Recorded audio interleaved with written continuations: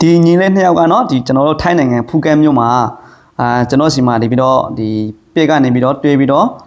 ကျွန်တော်စီမှာ Facebook TikTok ကနေပြီးတော့ငွေချမ်းနေတန်တန်းကိုလာရောက်ပြီးတော့တန်တဲ့ညီကိုနှစ်ယောက်ဖြစ်ပါတယ်ညီလေးအသက်ဘယ်လောက်ရှိပြီလဲ15လားညီလေးကရော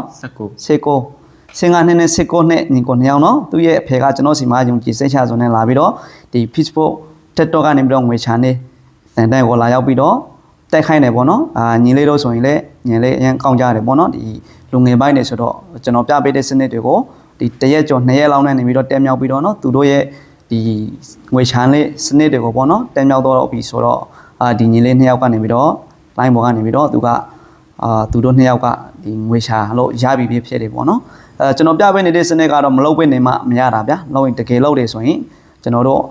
စူးစမ်းသလောက်ရလက်ကထွက်တယ်ပေါ့နော်ကျွန်တော်အခုပြပေးနေတဲ့စနစ်ကဆိုရင်အဲ့လိုမျိုးတွေရှိပါတယ်ဗျညီလေးတို့2ယောက်အနေနဲ့ဆိုရင်ညီကို2ယောက်ပေါ့နော်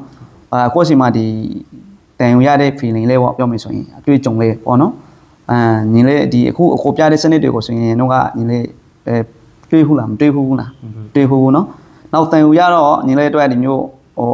အန်အော့စရာတွေထန်ကြည့်စရာတွေဖြစ်လာအခုပြတဲ့စနစ်တွေလေပက်ဆင်ရမယ်လို့ယုံကြည်လားညီချာလို့ရမယ်လို့ယုံကြည်လားယုံကြည်တယ်နော်ညီလေးတို့2ယောက်လေးစူးစမ်းကြနော်ဒီအခုလေးနေပြီးတော့ညီလေးတို့2ယောက်ကိုလက်တွေ့ပြီးတော့အခုရနေတယ်လို့မျိုးကိုလေးဆွေးခေါ်မယ်ပေါ့နော်အဲ့လိုမျိုးရှိတယ်ကျွန်တော်အခုပြပေးနေတဲ့စနစ်ကိုဆိုရင်ဒီ line ပေါ်ကနေပြီးတော့ကျွန်တော် VIP နဲ့လည်းတယောက်ချင်းလေးပြပေးလို့ရှိတယ်ပေါ့နော်ဖူးကတ်မြို့မှာဆိုရင်တော့ကျွန်တော်စီမှာဒီလိုမျိုးလူတွေ့လာသင်လို့ရတယ်ကျွန်တော်တို့ကဒီအခုဆိုချေခန့်မှာကိုလေးလာပြီးတော့